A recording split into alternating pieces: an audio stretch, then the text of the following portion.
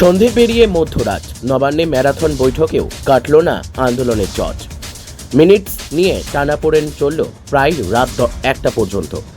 কাজ হলো না আজকের বৈঠকেও। কর্মবিরতিতে অনড় ডক্টররা। মিটিংয়ের পরে সাক্ষাৎকারে জুনিয়র ডাক্তাররা বললেন, বৈঠকের মিনিটস দেননি মুখ্য সচিব, শুধু মিলেছে মৌখিক আশ্বাস। আজকের আলোচনা অত্যন্ত হতাশাজনক।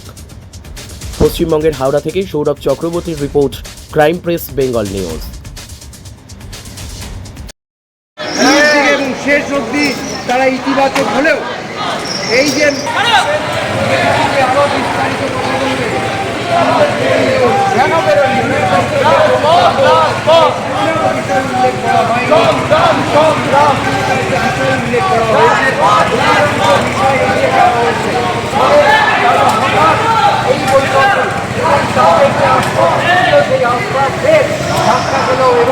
অনাস্থা নিয়ে তারা যাচ্ছে এবং তারা এখনো করছেন কাজের দিকে কাজ। দেখতে পাচ্ছ গাড়ি এই নবান্ন থেকে বেরিয়ে গেল পুলিশের স্কট নিয়ে স্বাস্থ্য ভবন। আন্দোলনের 40 দিনের মাথায় এসে আমরা আমাদের যে চতুর্থ এবং পঞ্চম দফা দাবি ছিল এবং এর পাশাপাশি প্রিন্সিপাল সেক্রেটারির যে অপসারণের দাবি ছিল, সেই দাবি নিয়ে আজকে আমরা চিফ সেক্রেটারির নেতৃত্বে যে টিম তৈরি হয়েছিল তার সাথে আমাদের মিটিংয়ের জন্য এসেছিলাম। আমাদের যা পয়েন্ট ছিল প্রত্যেকটা পয়েন্ট পুঙ্খানুপুঙ্খভাবে আমাদের দাবি জায়গা থেকে আমরা রাখি। কেন রাখি? আমরা মনে করি এই দাবিগুলো যুক্তিসঙ্গত এই জায়গা থেকেই, যাতে দ্বিতীয় অভয়া আর তৈরি না হয় কোনো কলেজের বুকে। এই পরিস্থিতি যেন পশ্চিমবঙ্গের কোনো মেডিকেল কলেজ থেকে শুরু করে যে কোনো কলেজে কখনো পরিলক্ষিত হতে না হয়, সেই জায়গা থেকে, সেই ইম্পর্টেন্সকে, সেই গুরুত্বের জায়গা থেকেই আমরা আজকে এই মিটিংয়ের জন্য এসেছিলাম। আলোচনা সমস্ত দাবি দাবাগুলো নিয়ে হয়েছে। তারা আমাদের যে চতুর্থ এবং পঞ্চম দাবি ছিল, সেখানে থ্রেড কালচার থেকে শুরু করে হাউস টপ কাউন্সিলিংয়ের যে অস্বচ্ছতা, সেখান থেকে শুরু করে ডব্লিউবিএমসি ইলেকশনের যে সমস্যা, রোগী পরিষেবা নিয়ে যে ব্যাহত, এবং চতুর্থ সেফটি সিকিউরিটির প্রশ্নে সিসিটিভি থেকে শুরু করে সেমিনার রুম, ওয়াশরুম থেকে শুরু করে, এবং হচ্ছে যে কলেজ কমিটিগুলোতে আইসিসি তৈরি করা, যে কমিটিগুলো থেকে এতদিন থ্রেড কালচার এবং সিন্ডিকেট রাজ চলতো, হোস্টেল কমিটি থেকে শুরু করে, অ্যান্টি রেগিং কমিটি থেকে শুরু করে, যেগুলো কুকুর ভাষা হয়ে দাঁড়িয়েছিল এতদিন, সেইগুলোর সম্পূর্ণ অপসারণ থেকে শুরু করে নতুনভাবে সেগুলো রিস্ট্রাকচার করা টাস্ক ফোর্সের মাধ্যমে, এবং কলেজ ওয়াইজ যে টাস্ক ফোর্স তৈরি করা, এবং সমূলে যে অপসংস্কৃতি কলেজগুলোর বুকে চলতো, সেই গণতান্ত্রিক পরিবেশকে, সেই অপসংস্কৃতিকে মুছে ফেলা এবং গণতান্ত্রিক পরিবেশকে আরও বৃহত্তর করার জন্য রেসিডেন্ট ডক্টর অ্যাসোসিয়েশন এবং স্টুডেন্ট ইউনিয়নের যে দাবি আমরা রেখেছিলাম, সেই দাবি নিয়ে আলোচনা হয়।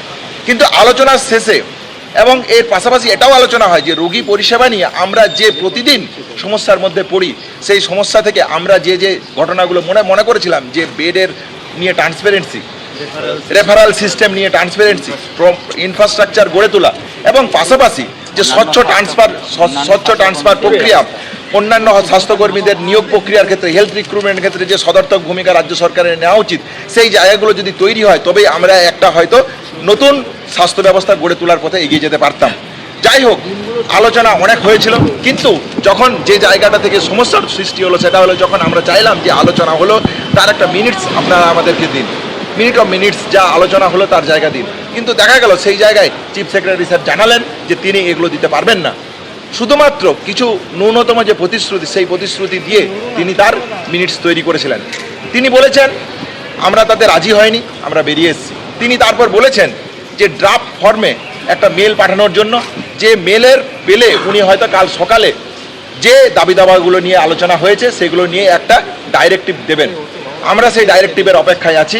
আমরা মনে করি যে এই আন্দোলনের যে ন্যায়সঙ্গতা, 9 তারিখের যে ঘটনাকে সামনে রেখে যে নৃশংসতা পশ্চিমবঙ্গের বুকে উঠে এসছে, তাকে মান্যতা দিয়ে, এবং হসপিটালের মধ্যে যদি নর্মাল পরিবেশ তৈরি করতে হয়, আমাদেরকে আবার কাজে ফিরতে হয়, আমাদের সহপাঠিনীকে যে ঘটনা ঘটেছে তার জন্য তার সুরক্ষা এবং সেফটির প্রসঙ্গ যদি সেই ঘটনা যাতে সুরক্ষিত করতে হয়, সেফটি সিকিউরিটি যাতে সুরক্ষিত করতে হয়, কোনো ছাত্রছাত্রীকে যাতে থ্রেড কালচারের মুখে না পড়তে হয়, আর সেই জন্য আমরা মনে করি এই অ্যাডভার্সিভগুলো, যে ডাইরেক্টিভগুলো আসার কথা, সেই ডাইরেক্টিভগুলো নিয়ে আলোচনা করতেছিলাম। এগুলো অত্যন্ত জরুরি। সেই জরুরির জায়গা থেকে আমরা বলতে চাই, অতি দ্রুততার সাথে এই জায়গাটাকে দেখা হোক, এবং আমাদের হসপিটালের সাথে যে আমরাও তো অতি দ্রুততার সাথে কাজে ফিরতে চাই, তাহলে কাজে ফিরতে গেলে আমাদের যে দাবি দেওয়া ছিল, যে ন্যূনতম দাবি দেওয়া, সেই ডাইরেক্টিভের অপেক্ষায় আমরা আছি। আমরা মনে করি যে রাজ্য প্রশাসন যদি আমাদের আন্দোলনের প্রতি সদর্থক থাকেন এবং আমাদের দাবিকে ন্যায়সঙ্গত বলে মনে করেন, আমি মনে করি অতি দ্রুততার সাথে তারা এই পদক্ষেপ গ্রহণ করবেন। আমাদের কর্মবিরতি এবং অবস্থান বিক্ষোভের প্রশ্নে আমাদের যেভাবে কর্মবিরতি এবং অবস্থান বিক্ষোভ চলছিল সেইভাবেই চলবে। আমরা ডিরেক্টিভের অপেক্ষায় আছি। ডিরেক্টিভ দিলে আমরা আমাদের অবস্থান এবং কর্মবিরতি সম্পর্কে সুনির্দিষ্ট দাবি আপনাদের কাছে রাখবো। আপনারা যে প্রস্তাবগুলো দিয়েছিলেন, একজন। আমরা প্রথম থেকেই